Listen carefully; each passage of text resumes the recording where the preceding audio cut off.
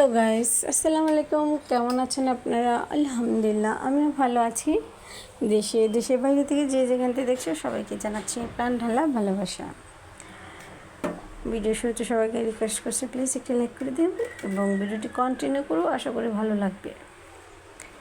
তো আজকে শিং মাছ দিয়ে আলু টমেটো দিয়ে রান্না করব। তো আমি শিং মাছটি প্রথমে ভিজে রেখেছিলাম, এখন ছোটো ছোটো টুকরো করে নিলাম। এরপর একটু লবণ দিয়ে ধুয়ে নিব ভালো করে। তো আমি পেঁয়াজটা বসিয়ে দিয়েছি চুলায়। তো এই যে আমি এখানে মশলা রেডি করে নিলাম। এখানে আছে হলুদ, মরিচ, ধনিয়া গুঁড়া, জিরা গুঁড়া, লবণ, আদা রসুন সব কিছু মিশিয়ে আমি একটু পানি দিয়ে গুলিয়ে নিচ্ছি আর কি। তো গুলানো হয়ে গিয়েছে, এখন আমার পেঁয়াজটা একটু মজে আসছে, আমি এখন দিয়ে দিচ্ছি। এখন আমি ভালো করে কষিয়ে নেব। যেহেতু আমি মাছ কিন্তু আগেতে ভেজে নিইনি, এই কারণে আমি মানে মশলার সাথে মাছটা কষিয়ে দিব আর কি। তাই ভালো করে কষিয়ে নিচ্ছি মশলাগুলো।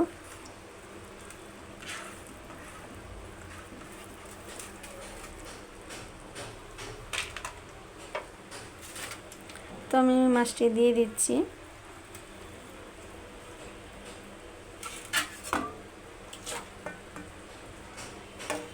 এখন আমি ভালো করে একটু নেড়ে কষিয়ে নেব। বেশি একটা নাড়াচাড়া দিব না, তাহলে মাছ ভেঙে যাবে। তো আমার মাছ কষানো হয়ে গিয়েছে, আমি এখন এই কষানো মাছগুলো উঠিয়ে ফেলেছি, একটা পাত্রে উঠে ফেলবো।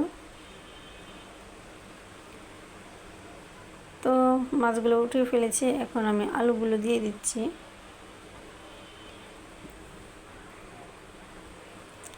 এখন আমি আলুগুলো একটু কষিয়ে নিচ্ছি।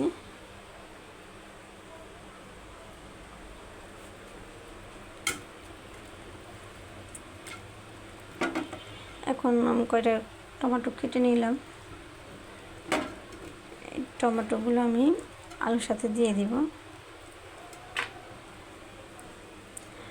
এই তরকারি খেতে কিন্তু অসম্ভব মজা লাগবে, খুবই ভালো লাগে খেতে।